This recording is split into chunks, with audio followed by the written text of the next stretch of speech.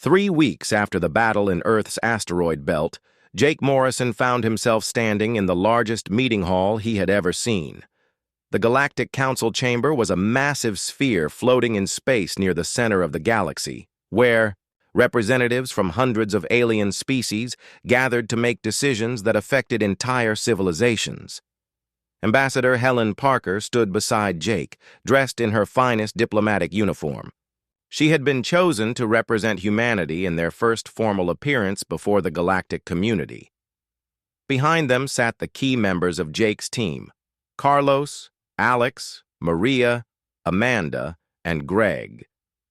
They had been called to defend their actions and prove that humanity deserved to keep their enhanced starship.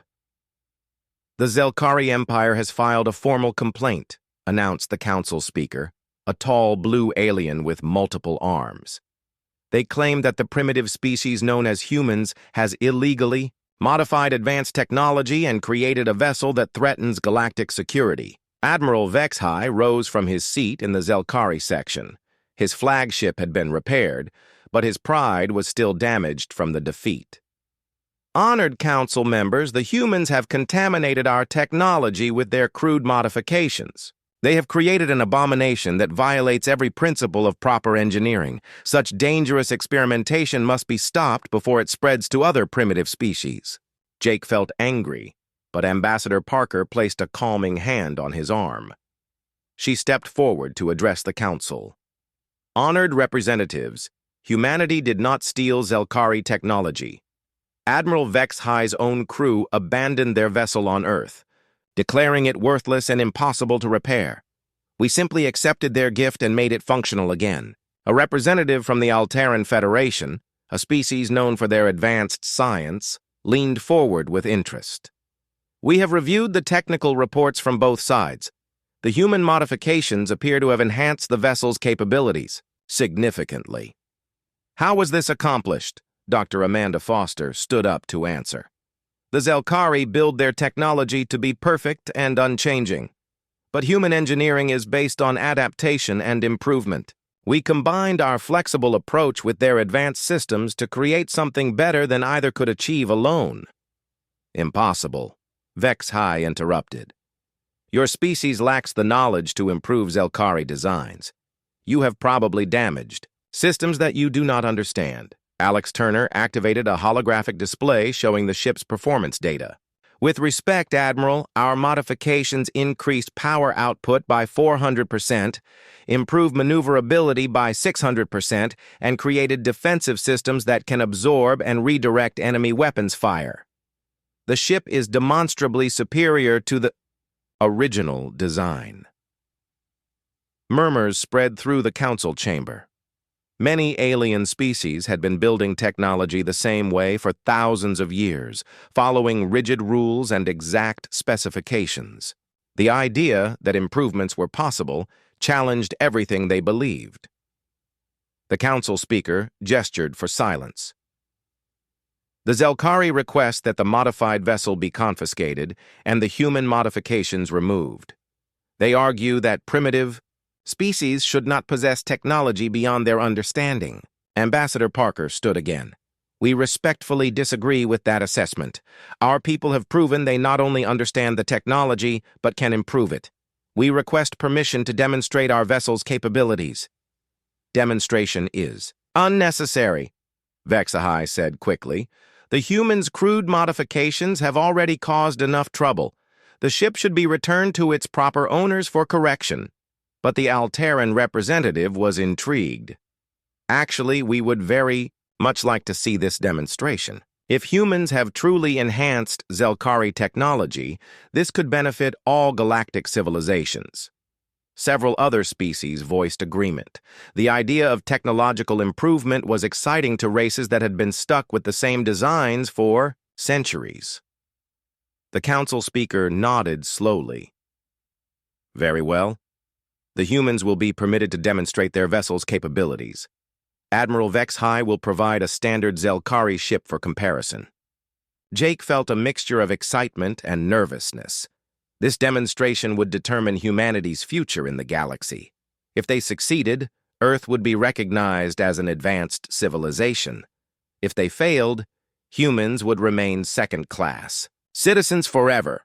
The demonstration took place in open space near the council station. Jake's enhanced ship faced off against a brand-new Zelkari cruiser of the same class as the original abandoned vessel. Hundreds of alien observers watched from the safety of the council chamber as both ships prepared for a series of tests. First, test. Maximum velocity, announced the council speaker.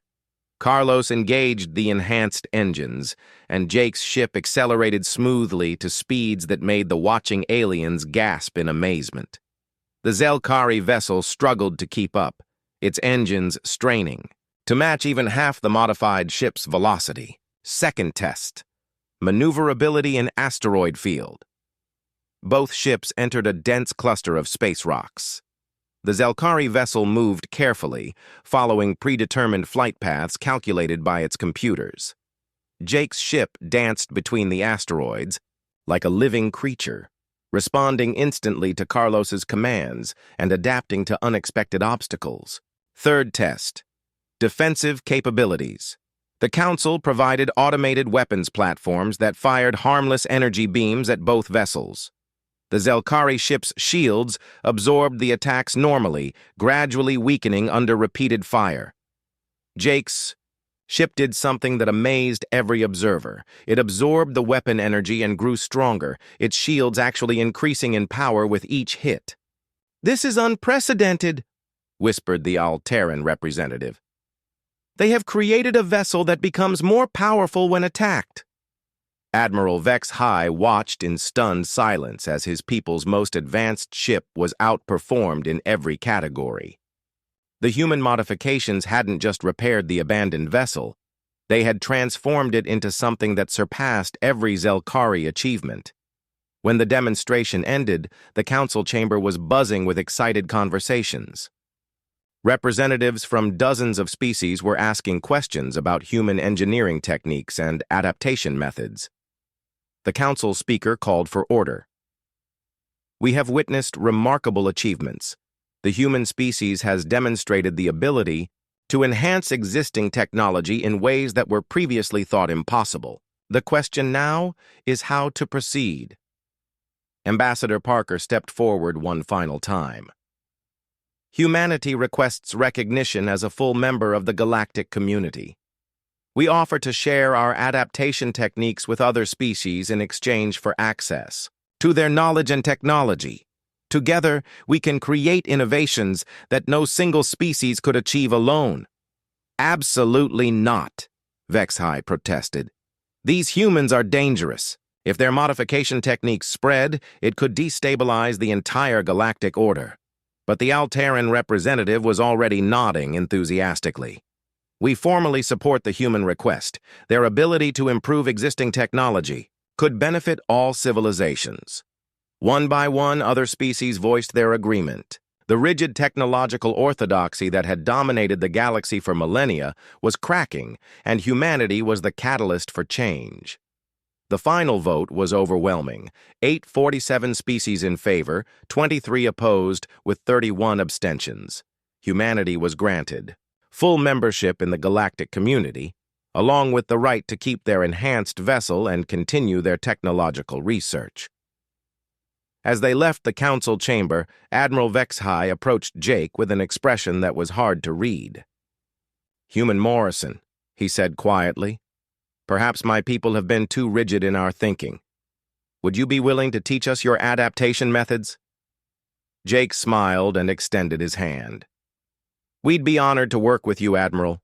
The best innovations come from combining different approaches."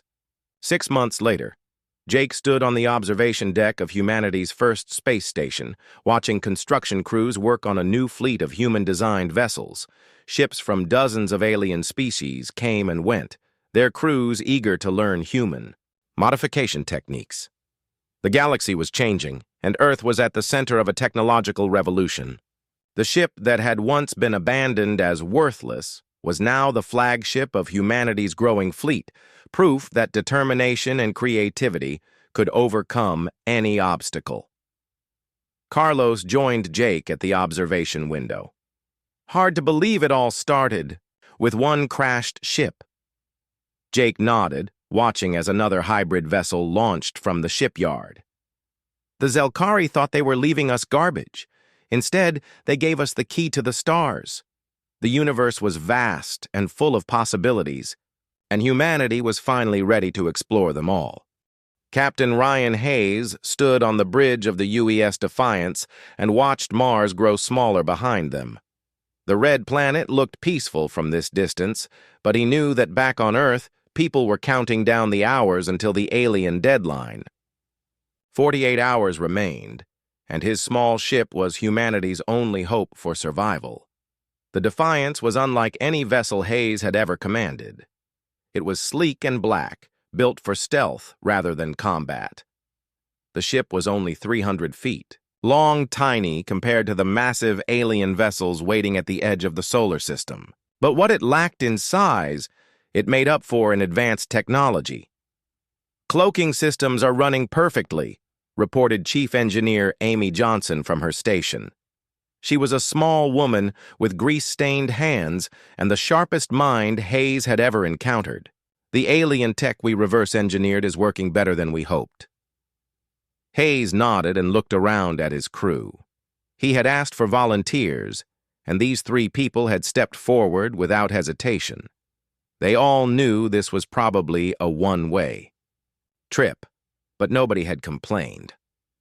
At the tactical station, Officer Nick Davis was studying the long-range sensors. He was young, maybe 25, but he had trained on every weapon system Earth possessed. "I'm picking up the alien fleet," he said. "They're arranged in a perfect sphere formation around our solar system. No gaps, no weaknesses that I can see."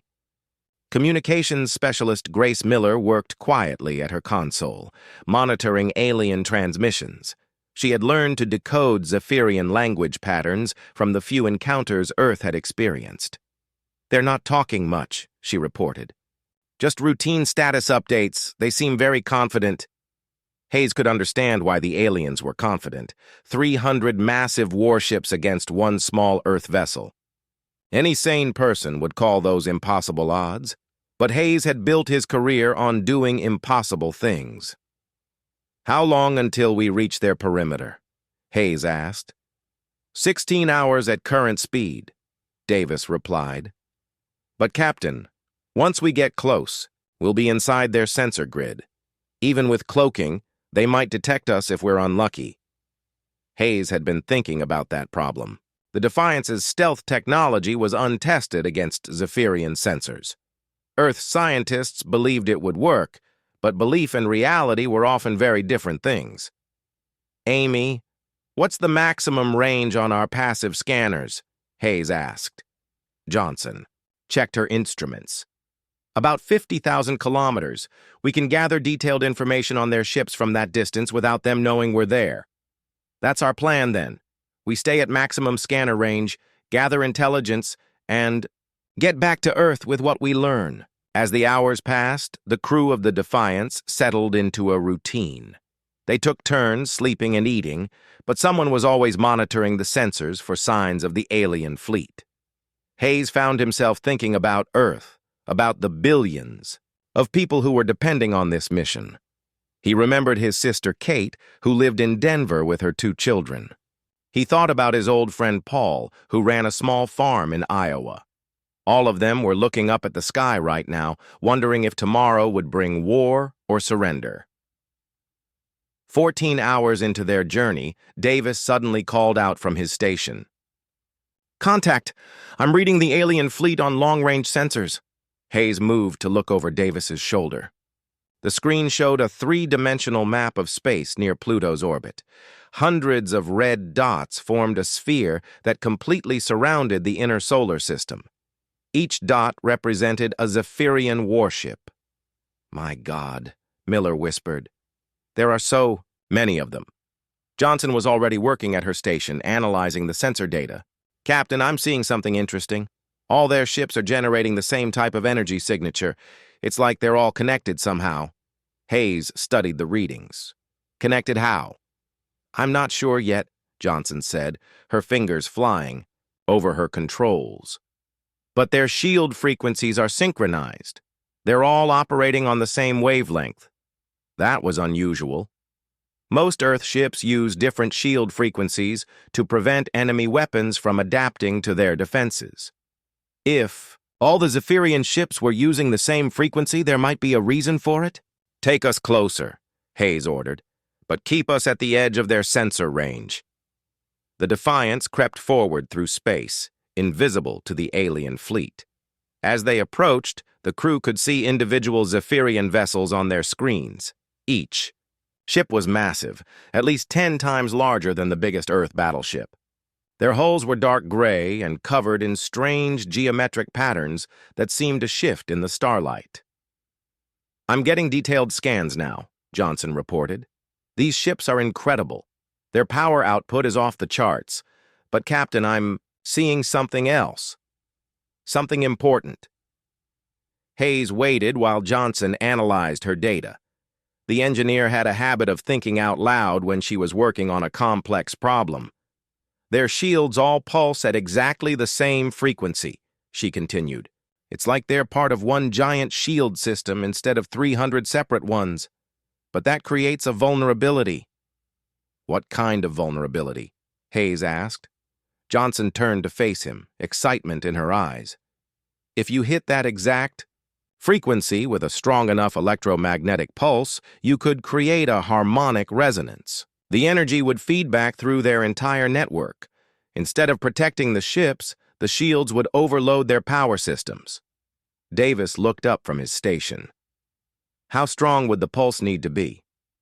"Very strong," Johnson admitted. "And it would have to be broadcast from the exact center of their formation. The signal would need to reach all ships simultaneously for the resonance effect to work." Hayes felt his heart racing. Could the Defiance generate that kind of pulse? Johnson was quiet for a long moment, running calculations in her head. "Maybe. We'd have to overload our main reactor and channel all the energy through our communication array. But, Captain, the ship probably wouldn't survive the process." Hayes looked around at his crew. Miller was listening intently, her face pale, but determined. Davis was already running tactical calculations on his computer. Johnson waited for his decision with steady eyes. "How many ships would this disable?" Hayes asked. "If it works?" "All of them," Johnson said. "The feedback would cascade through their entire network. Every ship in the fleet would lose power." Hayes thought about the people back on Earth. His sister Kate, his friend Paul. Billions of others who had no idea that 4 people in a small ship were discussing the fate of humanity. "How long would we have to get into position?" he asked. "The alien deadline expires in 26 hours, Miller said. "If we're going to do this, we need to start moving now." Hayes took a deep breath. He had made difficult decisions before, but never one like this. He was being asked to fly his ship and crew into the middle of an enemy fleet, knowing they probably wouldn't survive. But if Johnson was right, this one desperate action could save Earth. "Send a message to Earth," Hayes said quietly. "Tell them what we've discovered, then set course for the center of the alien formation." The Defiance turned toward the heart of the Zephyrian fleet, carrying humanity's last hope into the darkness of space. 2 weeks after the defeat of the Zephyrian invasion fleet, something unprecedented happened. Supreme Chancellor Mordeth himself arrived at Earth aboard a small diplomatic vessel. For the first time in Zephyrian history, the leader of their empire had traveled to negotiate with what they had once called a lesser species. Commander Jake Morrison stood on the observation deck of the newly built space station at the edge of Earth's solar system. Through the thick windows, he could see the sleek alien ship approaching. Next to him, Captain Ryan Hayes and his crew waited nervously. They had become heroes overnight, but now they faced an entirely different kind of challenge. "I still can't believe they're actually coming to us," Dr. Lisa Carter said, checking her tablet for the 100th time. "In all our studies of Zephyrian culture, we never found a single example of their leadership traveling for diplomatic talks." Admiral Kate Sullivan joined them at the window. "It shows how much our victory shook them. They're scared.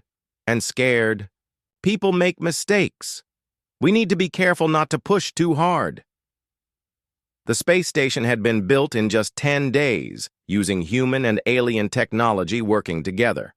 After Captain Hayes had shared life support systems with the disabled Zephyrian, fleet both sides had begun exchanging technical information. It was a small step, but it proved that cooperation was possible. Hayes watched the alien ship dock with the station. "Are we ready for this?" Morrison nodded. "As ready as we can be. Remember, we're not here to humiliate them. We want a peace that both sides can accept." The diplomatic meeting took place in a large conference room with windows facing both Earth and the stars beyond. When Supreme Chancellor Mordeth entered, Hayes was surprised by how normal the alien leader looked. Without the intimidating lighting and camera angles from their previous transmissions, Mordeth seemed smaller and less threatening. The Chancellor was accompanied by Admiral Vextar, who looked uncomfortable but determined. The defeated Admiral had specifically requested to be part of the negotiations, claiming he had learned important lessons from his encounter with humans. "Commander Morrison," Chancellor Mordeth said in careful English, "we come seeking understanding. Your species has achieved something we thought impossible. We wish to know how." Morrison gestured for everyone to sit at the large conference table. "We're willing to share our knowledge, but first we need to discuss the future relationship between our peoples." Dr. Carter activated a holographic display showing the battle data from the Defiance's victory. "Your fleet was defeated not by superior weapons, but by a different way of thinking about problems. We call it innovation." The Chancellor studied the technical data carefully. "Your engineer found a weakness in our shield network that our best scientists never considered. How is this possible?" Engineer Amy Johnson, who had been quiet until now, spoke up. "We approach problems differently. Instead of relying on what we know works, we try to find new solutions. We combine ideas from different fields and test things that seem impossible." Admiral Vextar leaned forward. "But this technique you used, it required sacrifice.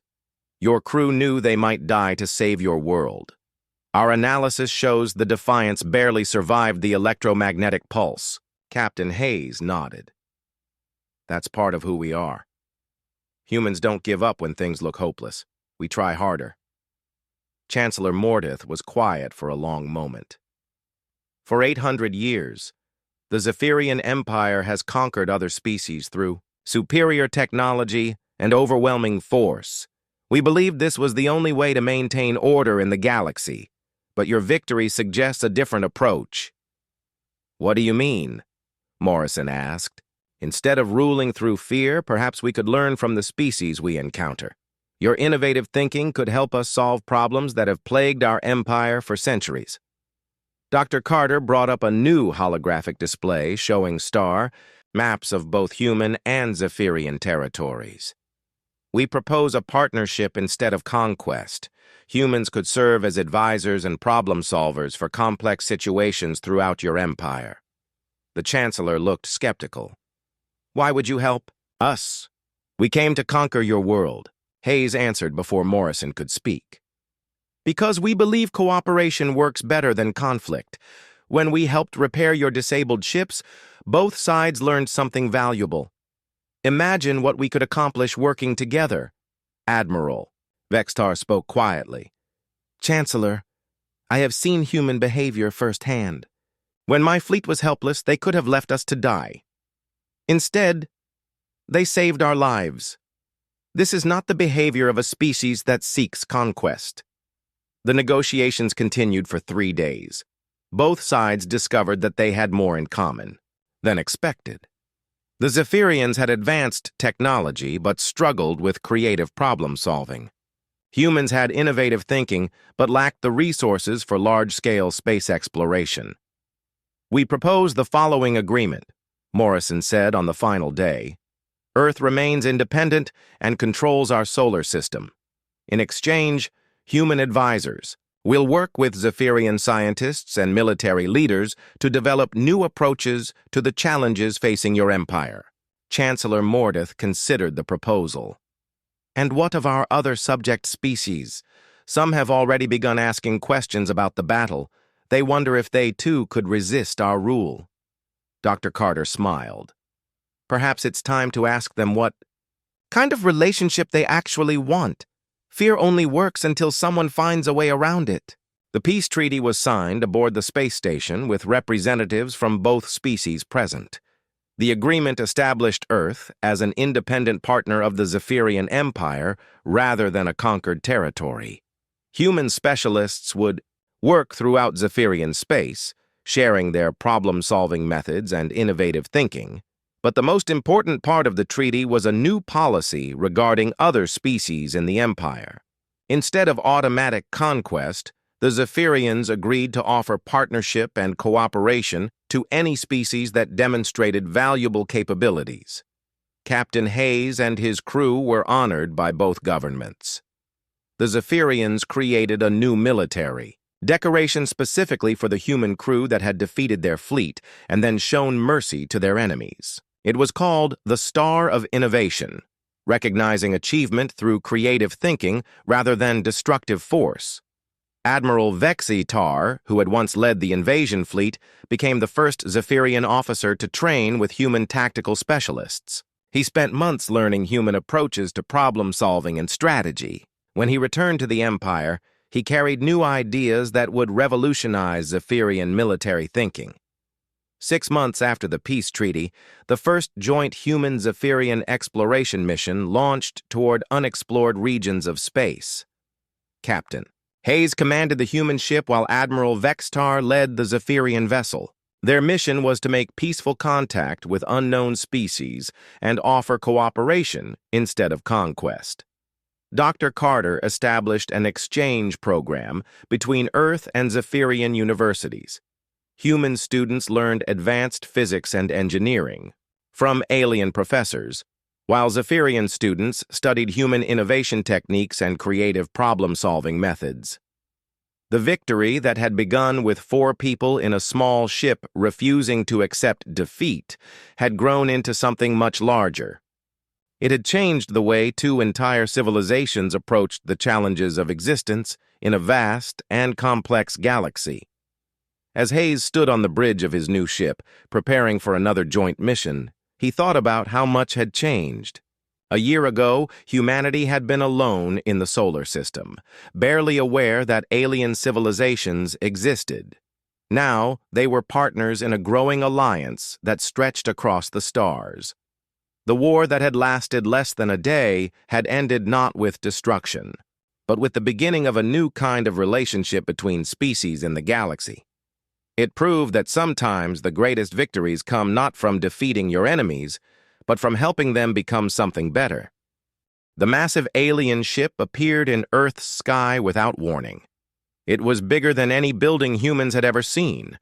The ship blocked out the sun over New York City as it slowly moved into position above the United Nations building. People in the street stopped walking and pointed up at the dark metal hull that stretched for miles in every direction. Commander Jake Morrison sat in the emergency meeting room deep underground. His hands were shaking as he watched the video feeds from around the world. The alien ship was just floating there, silent and threatening. For 3 hours, it had done nothing except cast a shadow over half the city. "Sir, we're getting a transmission," said the communications officer. Her voice was barely a whisper. Jake looked at the main screen as it flickered to life. The creature that appeared was unlike anything he had ever imagined. It was tall and thin with gray skin that looked like metal. Its eyes were large and completely black. When it spoke, its voice was cold and mechanical. "I am Ambassador Kralthex of the Zephyrian Empire," the alien said. "We have come to deliver a message to the leaders of this planet." Jake straightened in his chair. He was the head of the United Earth Defense Council, which meant this alien was talking directly to him. Around the table, other military leaders and scientists watched the screen with fear in their eyes. "We know about your species," Kralthex continued. "You are violent and unpredictable. You spread across your solar system like a disease. You build weapons and fight wars. This behavior cannot be allowed to continue. Dr. Lisa Carter, Earth's top scientist, leaned forward. She had spent years studying alien technology from the few encounters humanity had experienced before. Her face was pale as she listened to the alien's words. The Zephyrian Empire has decided that your species must be controlled, the ambassador said. You have 72 hours to surrender. Remove all weapons from your ships and stations. Prepare to accept Zephyrian rule. If you refuse, we will take your planet by force. The screen went black. For a long moment, nobody in the room spoke. Jake could hear his own heartbeat in his ears. Finally, Admiral Kate Sullivan broke the silence. How many ships do they have? She asked. The intelligence officer checked his reports. Satellites are picking up 300 vessels at the edge of our solar system. They're bigger than anything we've ever built. Each one could probably destroy our entire space fleet. Jake felt sick to his stomach. Earth had maybe 50 combat ships spread across the solar system. Most of them were small patrol vessels designed to deal with pirates and smugglers. Against 300 alien warships, they would last about 5 minutes. What do we know about their weapons? Jake asked Dr. Carter. She pulled up her data on a tablet. From the few alien artifacts we've recovered over the years, their energy, weapons are at least 50 years ahead of our technology. Their ships have shields that can stop anything we can throw at them. Their armor is made from materials we don't even understand. Lieutenant Commander Ben Parker, one of the younger officers, raised his hand. What about the new ship at Mars? The experimental one? Jake had almost forgotten about the UES Defiance. It was a small stealth frigate that had been in development for 3 years. The ship used alien technology that Earth scientists had reverse-engineered from crashed vessels found in the asteroid belt. It's not finished, Admiral Sullivan said, and even if it was, 1 ship against 300 is suicide. But it's invisible to their sensors, right? Ben asked. Maybe we could use it to gather intelligence. Dr. Carter nodded slowly. The cloaking system should work against Zephyrian technology. We built it specifically to counter their detection methods, but the ship has never been tested in real combat. Jake looked around the table. Every face showed the same expression of hopelessness. Earth's military leaders had always known this day might come. They had prepared as best they could, but nobody had expected the aliens to arrive with such overwhelming force. Who would pilot such a mission? Jake asked. Captain Ryan Hayes, Ben said immediately. He's the best pilot we have. He's been testing the Defiance for months. If anyone can handle an impossible mission, it's him. Jake knew Ryan Hayes by reputation. The man was famous for finding solutions to problems that seemed impossible. During the Mars colony crisis 5 years ago, Hayes had saved 2,000 people by flying a damaged transport ship through an asteroid field that everyone said was impassable. Even if we sent the Defiance out there, what could one ship accomplish? Admiral Sullivan asked. At best, we'd get some sensor readings before they destroyed it. Maybe that's enough, Dr. Carter said quietly. We need to know more about their technology. Right now, we're fighting blind. The room fell silent again. Outside, Jake knew that people around the world were looking up at the sky and seeing the alien ship. The news networks were probably going crazy. World leaders were demanding answers that he didn't have. Sir, the communications officer spoke up again. We're getting reports from other locations. More alien ships have appeared over major cities worldwide. London, Tokyo, Moscow, Beijing.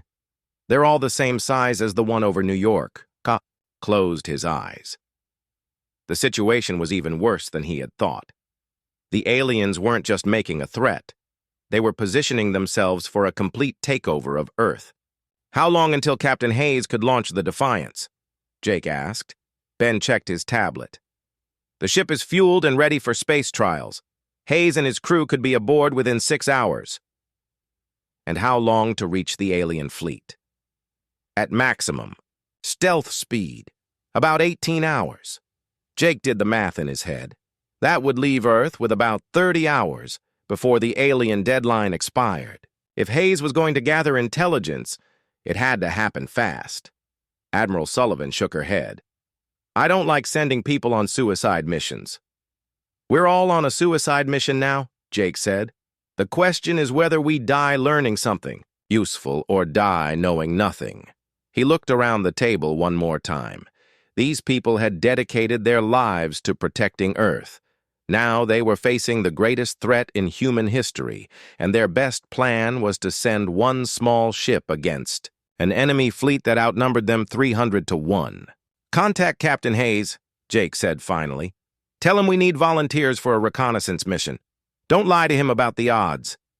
As the meeting broke up, Jake remained in his chair, staring at the dark screen where the alien ambassador had delivered his ultimatum.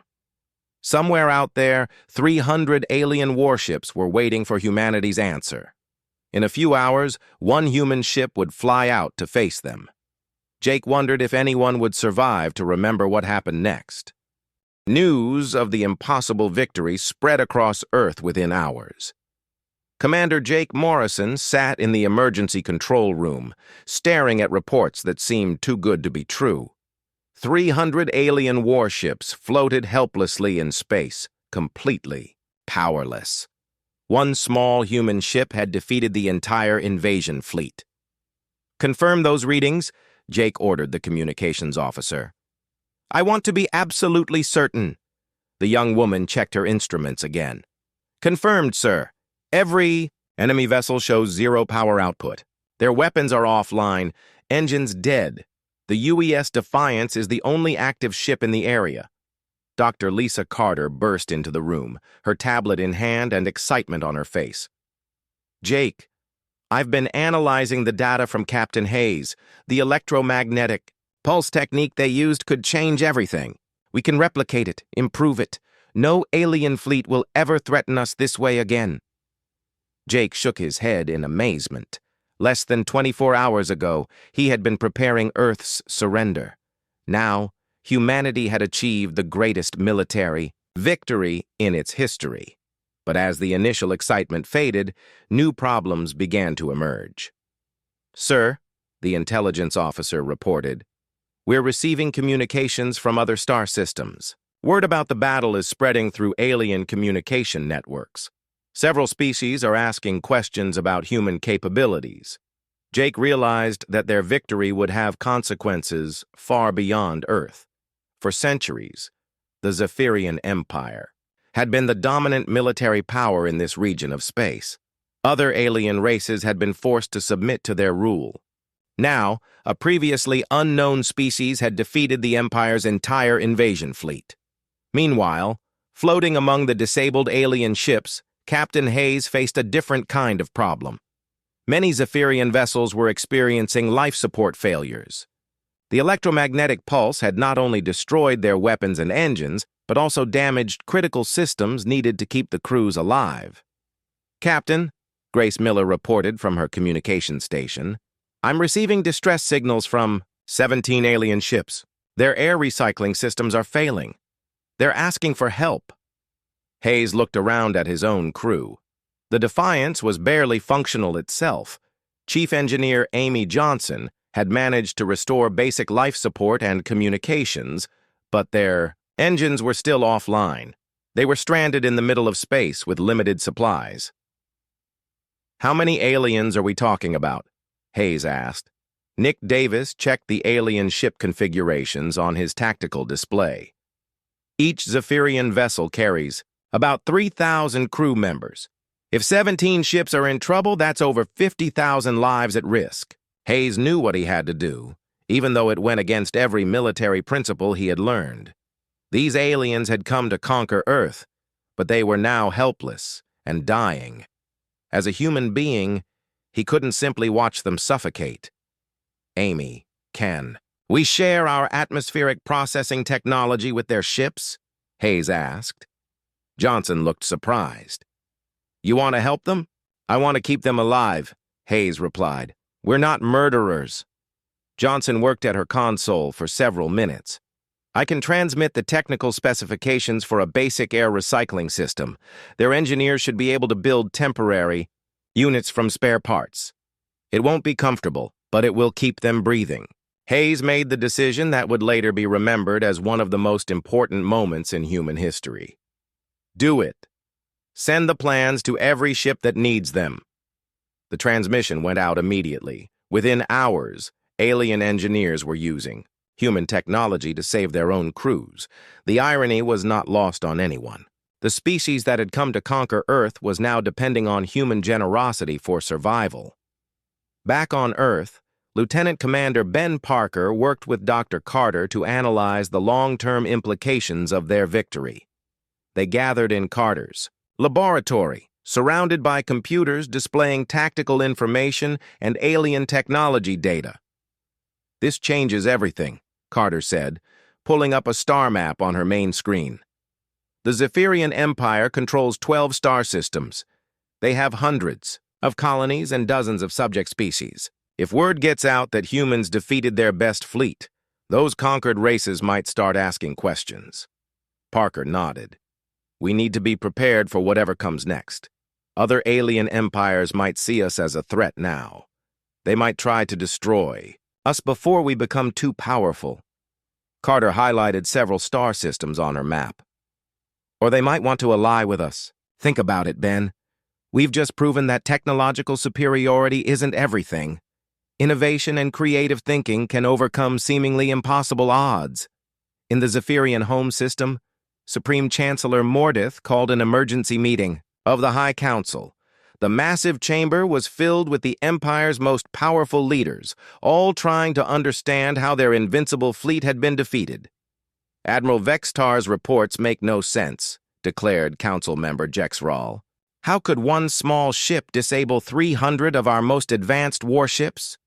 Chancellor Mordeth studied the technical data transmitted from the battle site. "The humans used our own technology against us. They found a weakness in our shield network that we never considered possible. Then we must attack immediately with our reserve fleets," suggested another council member. "Destroy them before they can use this technique again." But Chancellor Mordeth was thinking about something else. In all the centuries of Zephyrian expansion, they had never encountered a species that fought the way humans did. Every other race had either surrendered quickly or fought with conventional weapons until they were overwhelmed. Humans were different. "No," the Chancellor said finally. "We will not send more fleets to be defeated. These humans have shown us something we thought was impossible. They found a solution that our best military minds never considered." The council chamber fell silent. The idea that the Zephyrian Empire might not be invincible was almost too shocking to accept. Back in the disabled fleet, Admiral Vextar sat in his darkened command center, thinking about his conversation with Captain Hayes. The human had not gloated over his victory or demanded surrender. Instead, he had offered help to save Zephyrian lives. It was behavior that Vextar could not understand. "Sir," his communications officer reported, "the humans have transmitted repair instructions for our life support systems. They're also offering to share food and medical supplies with ships that need them." Vextar stared at the transmission. "Data. They're helping us? After we came to conquer their world?" "Yes, sir. Captain Hayes says that innocent crew members shouldn't suffer because of their leader's decisions." For the first time in his military career, Admiral Vextar began to question everything he believed about warfare and conquest. These humans had defeated his fleet completely, but instead of destroying their enemies, they were trying to save them. 3 days after the battle, a small diplomatic vessel approached the disabled fleet. Ambassador Kralthex was aboard, carrying a message from the Zephyrian High Council. The message was unlike anything in the Empire's history. The Zephyrian Empire wanted to negotiate. As Hayes read the diplomatic request, he realized that their victory had accomplished something even more important than saving Earth. They had forced one of the galaxy's most powerful empires to reconsider its entire approach to dealing with other species. The real war was over. Now the hard work of building peace could begin.